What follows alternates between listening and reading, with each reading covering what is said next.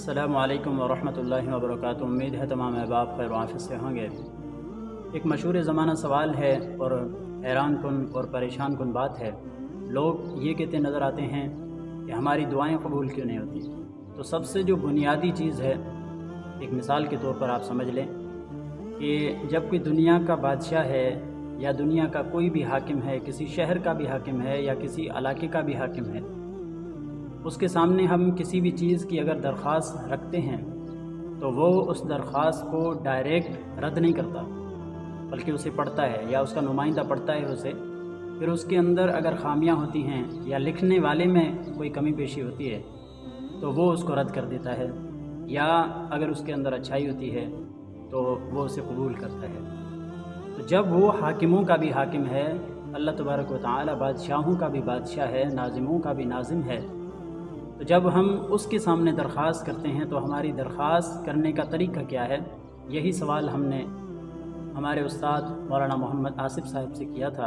اللہ تبارک و تعالی انہیں سلامت رکھے، ان کے علم و عمل میں، ان کی زندگی میں برکت عطا فرمائے، ان کی صحت میں، جو کہ جامعہ عربیہ مفتاح العلوم کے مدرسے میں پڑھاتے تھے اور اب بھی پڑھاتے ہیں۔ تو ان سے ہم نے یہ سوال کیا کہ استاد جی ہماری دعائیں قبول کیوں نہیں ہوتی، یا قبول تو ہوتی ہیں لیکن ان میں دیر کیوں ہوتی ہے؟ تو استاد جی نے فرمایا، بیٹا ہمارا المیہ یہ ہے کہ ہم دعا مانگتے نہیں ہیں بلکہ دعا پڑھتے ہیں۔ دعا مانگنے اور پڑھنے میں بڑا فرق ہے۔ پڑھتے کس طرح ہیں؟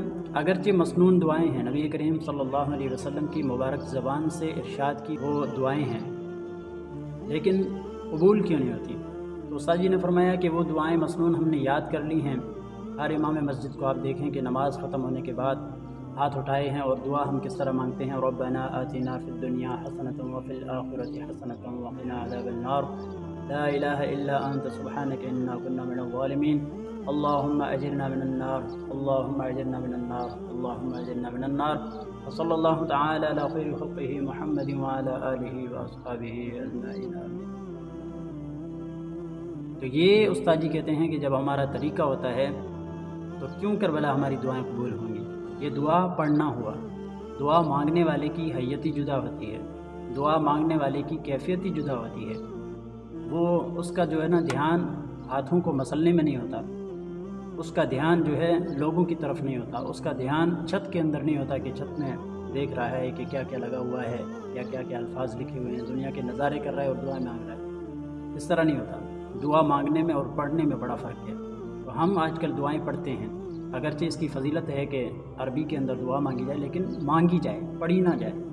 دعا مانگنا الگ ہوتا ہے، پڑھنا الگ ہوتا ہے۔ اللہ تبارک و تعالی ہم سب کو دعا پڑھنے کی بجائے دعائیں مانگنے والا بنائے، تاکہ ہماری ہر مشکل آسان ہو۔ السلام علیکم ورحمۃ اللہ۔